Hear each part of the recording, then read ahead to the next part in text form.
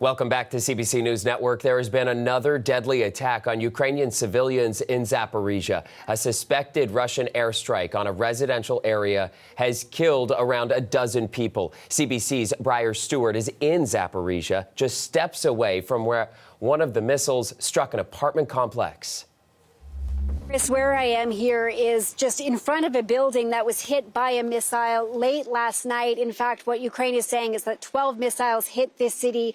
There is still very much a recovery operation going on. You can see that the building has basically been sliced in two. A large chunk of it is missing. And what rescue crews have been trying to do is pull down pieces that are at risk of collapsing because, of course, they want to prevent any more people from dying in this. And I can tell you that all throughout the night, crews have been pulling out bodies. This is a very big apartment block, and it's not really clear yet how many people have died, how many have been rescued, and how many still might be under the rubble. And if you take a look here at the scene, you can just see how powerful the explosion was. I mean, you have cars that are completely charred. In fact, there's a piece of an engine over here, an engine block. You have balconies that are gone, and really just such a devastating scene here.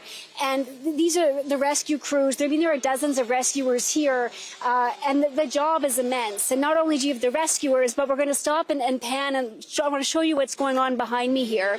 And right behind me is you have all of the residents, because this is a whole quadrant of large apartment buildings. So not only were the people in that building affected, but you know, there are hundreds of people living in a few blocks rather, and they all woke up to the sound of explosions. Many of them had their glasses and windows all shatter, and that's there's a massive cleanup underway. And people are staring on now, really in disbelief. A lot of people are very shaken up by this.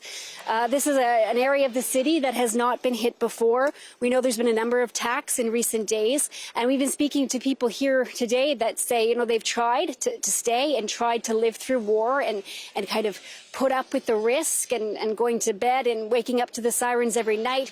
But after this, we've spoken to some people who say they just can't stay here any longer. So that part of the city has yet to be attacked, but we know that the city in general has certainly seen major attacks in recent days. Why is it that Zaporizhzhia is being targeted like this, Briar?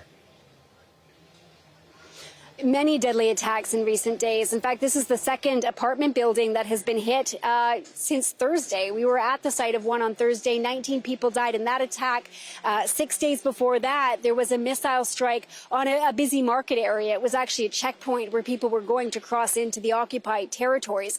And part of this is where Zaporizhzhia is located. It's 40 kilometers from the front line, but it isn't an area that Russia has claimed as its own. It is one of the 4 regions that Russia says it's annexed, but the city of Zaporizhzhia itself, a city that had a population of 750,000 people before the war, this is under Ukrainian control, and Russia isn't happy about that. I mean, that's really what this boils down to. And speaking with people in some of these buildings here, they said that they really saw these strikes overnight as perhaps retribution for what happened with the Kerch Bridge linking Crimea to Russia. We know that that was struck by some kind of explosion yesterday, and people really wondered if this was payback for that.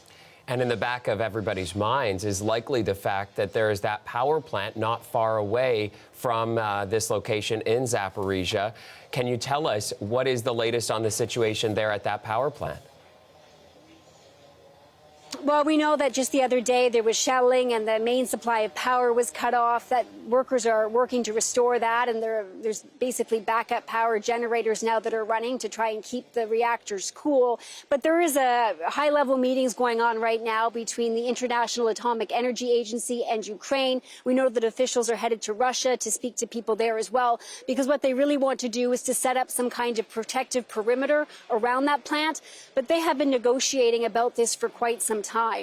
So it really is not clear whether or not there will be enough willpower on all sides to be able to kind of create a safe area, because certainly that is a very dangerous risk for everyone who lives here.